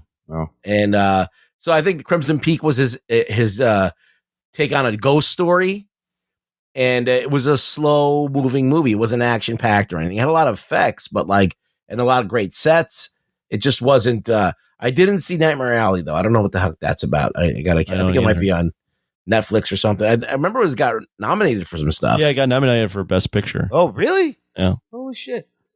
Anyways, this comes out this Friday, November 7th. I do recommend checking it out. It's fucking beautifully made movie and gives you the real story of Frankenstein if you get into it. And I kind of got obsessed. I kind of want to watch all the Frankensteins now. I need to watch the 1931. Well, there's what is there, like only 100 more that you need to watch? No, the ones I want to rewatch are the 1931 Boris Karloff. I want to rewatch Kenneth Branagh's Frankenstein because I've seen that. I saw it once when it came out. I don't fucking remember a lot of it. But it's pretty gruesome. Yeah, it is. It's a rough movie. Yeah. It'll be interesting to compare it, but man, Del Toro did it. Made his dream project. Happy for him. Let's slide into what are we watching here. I sent this little, speaking of Frankenstein, a short film, about a minute and a half. Anthony, did you watch that?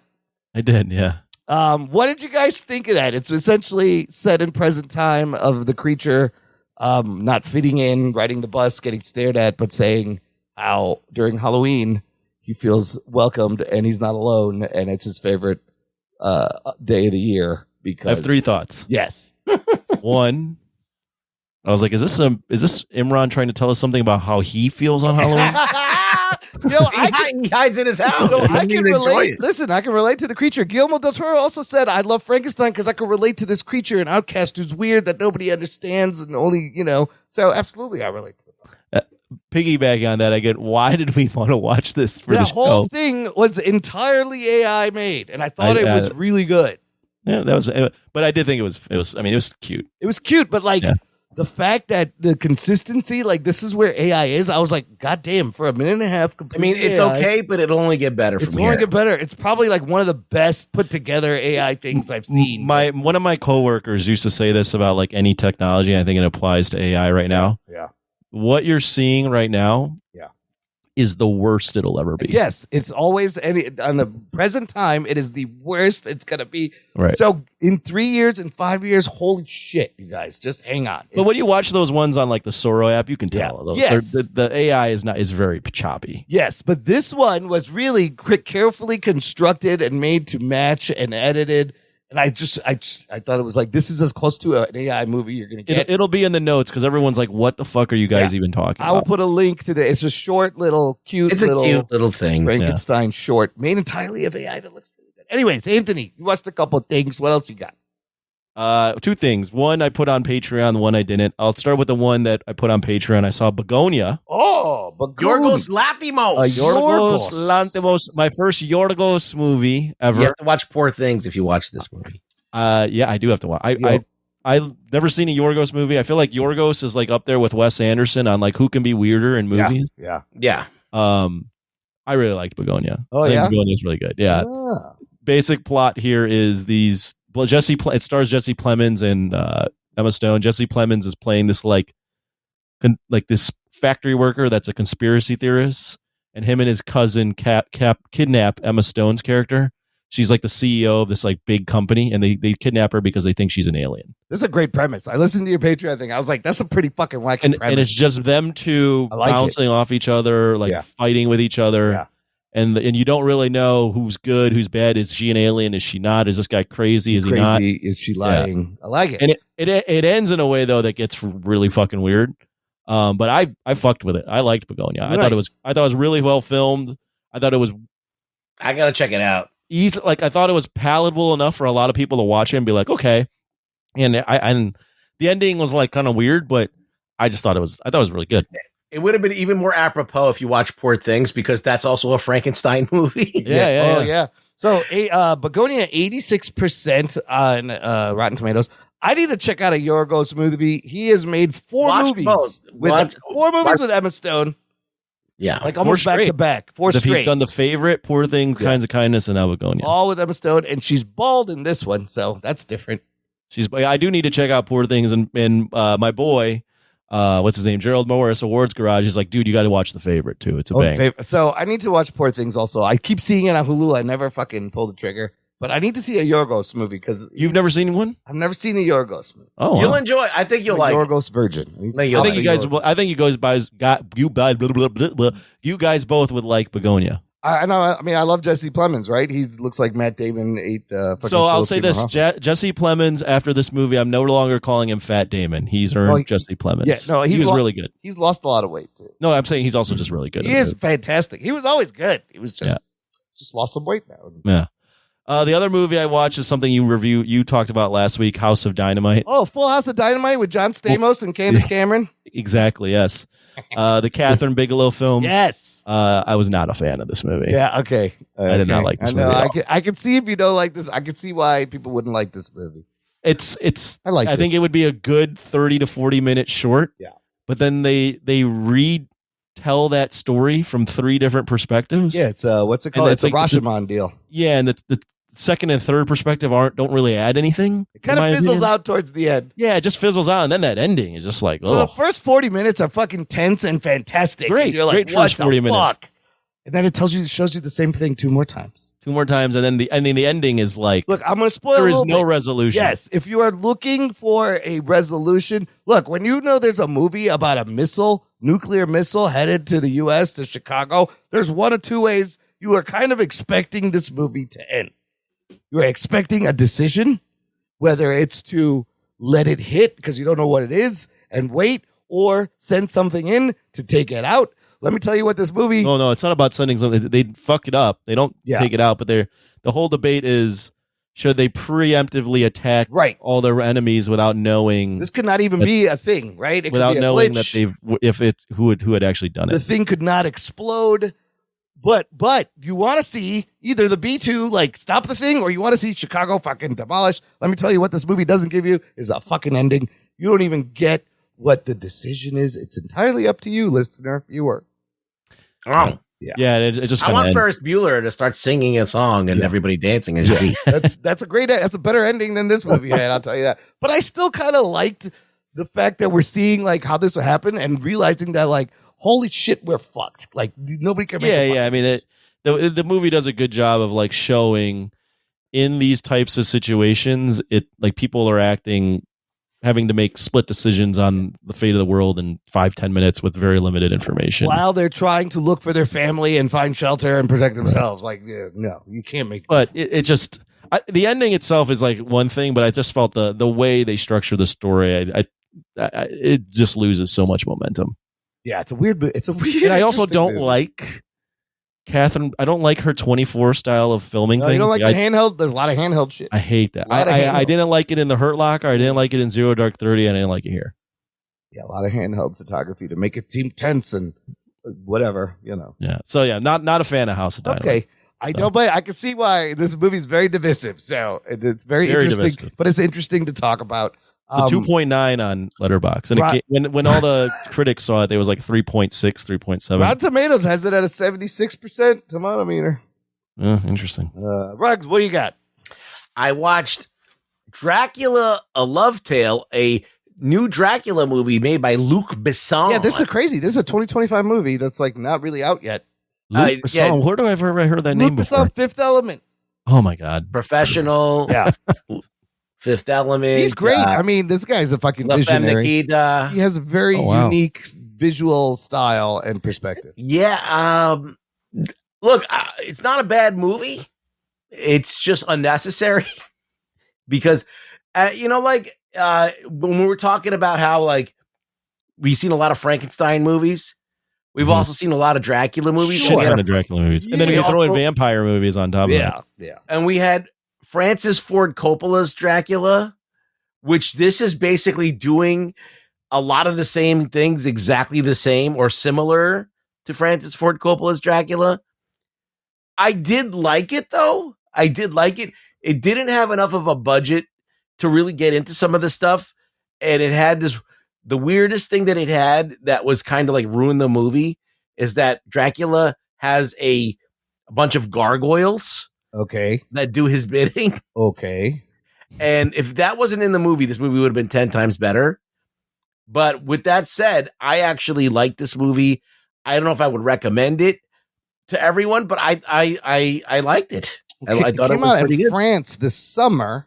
Right. but I do. I saw it illegally. Okay, I don't know if you can rent it or. No. I love this guy. I saw it illegally. Oh, it is currently scheduled to have a wide theatrical release in the U.S. and Canada February 6th of next year. I know. I saw it way before I came out. Yeah. But I had to watch it. It was like Halloween. I wanted to watch a Halloween-y movie. Interesting. And it was the guy, Caleb, I forgot, Caleb Landry plays a redheaded Dracula. Yeah. And he's good. Right. He's good. He's good. The woman that's in this movie, I forgot her name, Zoe something. She's beautiful, and every girl in this movie is really, really attractive. It takes place in Paris and not in England, and the sets are great in Paris. And overall, it's pretty cool. I mean, I like the way he portrays Dracula, and I don't know. It's an interesting take. It's a little different, but it's the same as if you've seen Ford Coppola's version, you don't really need to watch it, but hey, whatever. It's what out. about Robert Eggers' Nosferatu? What, is it better than it? Yeah. Oh, Nosferatu is a crazy fucking movie. Okay. It's very polarizing. You either love it or you fucking hate it. Okay. I'm kind of like on the I like it more than I hate it side, but it was kind of a fucking weird ass movie. But in the theater experience for it was crazy. Okay. Because I didn't know what to expect. Right. There was like the Eggers movie has such a sense of dread to it. Yeah. And it's very slow moving. I almost threw up. I threw up in my mouth a little. Yeah. I had like a slow pace. Nice. This one, like this Dracula movie goes by really quick, and right. it doesn't drag at all. It's pretty good. But yeah, I don't know. I give it like a 6.5. Okay. Interesting. French Luc Besson take on Dracula. I got a couple 2-3 things. Back to Frankenstein. Look, if you like the tale, you want to know the true tale, you like Guillermo del Toro's version, I do recommend you check out this Hallmark network. It's wild. The Hallmark channel made this thing in 2004. It's just called Frankenstein. It's on Peacock. It's 2 90-minute episodes. It costs like $30 to make. But they do film on location, and it's cheap. It's TV looking. There are some names in here. You got Donald Sutherland. You got the late William Hurt, Julie Delpy, and we just discussed. I was looking for, and thanks to Rug's recommendation, the most faithful adaptation of Mary Shelley's book. Let me just talk about a couple of things that they do really good. Like, it's really good. The story that is told in this thing is really good. And like you mentioned, Ruggs, it's the father's different. He's still alive. He's very loving and supportive. Victor grows up with Elizabeth, which is also kind of weird because they grow up as like adopted sisters, but then the father wants them to marry, so they get married. So they're not related at all. They're not related, but like they grew up as they were kids, as little kids, and then they end up getting married. And it tells you more of the story. You see more of Victor's childhood, his experiments. There's a part where he brings a dog back to life. That's kind of cool. One of the great, and then the whole Elizabeth. William's like a little kid in this. He's like an 8-year-old. Yeah, he's the youngest brother. He has another brother too. That's right. He has another older one, and then the creature does accidentally kill William, and the nurse, the maid, or the girl that's supposed to look after him. And then he gets put to death because there's a hanging in this, and I was like, God damn, this is fucking dark. Some of it is dark. Like she gets blamed for the thing, even though Victor knows it wasn't her. Anyways, one of the best moments was when the monster comes to Victor. And he says, I need you to make me a companion, and I will leave you alone. I won't hurt anyone. I promise you we'll go away. And he's like, I'll be watching you. So Victor actually starts constructing this woman, and she's almost complete. And the creature shows up, and he's like, she's beautiful. And he's like, I can't wait to show you everything and show you the world. And Victor, realizing what he is doing in front of the creature, throws a fucking lamp on the body and torches it in front of the monster. I was like, God damn, that's cool. Yeah, because he was talking about they were going to have kids. Yes, he was like, we're going to have children. Yeah. And Victor's like, you're going to reproduce. What am I doing? And in front of him, he torches the body. And I was like, God damn, that is some cold shit. And so then the creature is like, you took my happiness. I'm going to take your happiness. He even tells him, I will be there at your wedding night. And sure enough, they're getting married. Victor and Elizabeth are getting married. And then this was funny because not funny, but like this is also like terrifying. Is now he knows that he's coming. Yes, and he's trying to figure out a way to like get married, and they're hiding. They're doing decoy carriages. Yeah, because he knows he's watching him. But Victor ends up killing his little brother. He kills Elizabeth. He kills he kills everyone he loves. Like he kills innocent people. Well, actually, in the GDT's movie, they did talk about. They did mention Frankenstein's motivation for not creating a bride was he was like, you're going to have a he does whole say new by race children. of people. Yes. Yeah. So they nip that in the bud right away instead of, and then the end is similar, except he takes Victor's body and then just walks off into the Arctic with the body. Yeah. He's supposed to bury him and then set himself on fire. But man, I thought it was for the low budget, whatever, 2004. I gotta just say this part. So literally like any time that they're using like dismembered bodies, you can totally tell they're like Spirit of Halloween level budget. Yeah. And there's this one scene where he's taking Frankenstein and putting him like he just made Frankenstein, he sewed him together, and he's putting him into the bath so he can get, and you could tell that it's like a dummy. Yeah, because I was like, actually, I was wondering, he's holding this whole corpse. I was like, that's not a fucking heavy person. Clearly. Oh, it looks like when you have like one of those sex dolls. It just looked like that. Outside of that, I love the story because you get the same beats, and it's a little bit. Goss is a good Frankenstein. He was a really good Frankenstein, and the guy who plays Victor Frankenstein. And this is a Victor that's just pushing science and asking the questions like, look, we could do all this other stuff. Why can't we cheat death? Well, you can see he's tormented by it. And that's what makes the tale better. They really emphasize the Christianity of the time where everyone is like, only God can create. This is an abomination. And William Hurt plays the professor who kind of helps him learn about electrical systems and the nervous system and the body. But then ultimately he's like, you can't do this because only God can create life. Right. So there's that whole, it's fucking good. I really liked it. It was really good. Yeah, I mean, it's a slow mover, it too. Is, but I was fully engrossed in the Frankenstein story last week. Let me tell you, 6 hours. The fucking same thing. They all mushed together in my head. It was great. I was like, I want more. Let me tell you, 6 hours. 6 hours. All right, the other thing I checked out, because everybody's talking about it, is Welcome to Derry HBO Max series. And I haven't even seen the new 2-part It movie from Andy Muschietti. I know the story. I've seen the original miniseries on TV, and I know the story of It. But Andy Muschietti's directing this. First 2 episodes are out. They're pretty good. This is kind of a prequel, and I'm wondering if it's the origin story of Pennywise, but it's got some fucking nightmare shit in there, nightmare fuel. And my question was always, why fucking Derry did Pennywise pick this town to torment everyone? And I know the real reason is because Stephen King fucking lived in Maine and thinks Maine is creepy and just picked a town in Maine. But I was like, why Derry? If this is a crazy entity that is hell-bent on fucking with people and taking them into the sewer, why'd you pick this fucking town? They kind of get into that. I think they're going to get into why Derry. Well, I don't like dairy because I'm lactose intolerant. Well, if you're lactose intolerant, you might not want the show. It'll give you diarrhea to show up. But are you, Rugs, this on your radar at all? It's pretty good. I've heard a lot of people talking about Huge ratings, like viewership ratings from the show this week. So I was like, let me check this out. And many people say that it's also got nightmare fuel going on. Oh, shit. The first episode, starts crazy, ends crazy. It got me hooked. So I'm in now and figure out if I watch the rest of this shit. And then the last thing, Anthony, you're going to like this. Okay. You remember Physical 100? Yeah.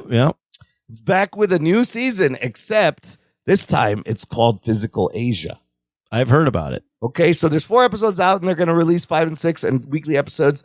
Physical Asia is 8 countries, teams of 6, going through the physical challenge. What are the 8 countries? Well, you have Team Korea and a lot of returning players from the first 2 seasons of Physical 100. You have Team Japan, which actually features this guy I recognize from the other Japanese show. His name is Yoshio Itoi. He was a baseball player, and he was in Final Draft, and he was really good in that. So you got Team Japan, you got Team Thailand, you got Team Mongolia, Team Turkey, Team Indonesia, Team Australia, and then finally, Anthony, Team Philippines, led by one Manny Pacquiao. Oh, shit. Oh, yeah, man. I heard about the that. Filipinas is in the house. On the fucking show, Manny Pacquiao, the Pac-Man. I did hear about that. It's pretty good. The only minor qualm here. Yeah. Australia's not part of Asia. Oh shit, that's a good point. Australia's I its didn't own even continent. think about that. Holy shit, why is Australia? They just in needed this to at all? get some white people in there. They did. They're the only ones who speak English. But you have a combination of athletes, wrestlers, UFC fighters, boxers, swimmers, acrobats, rowers, track.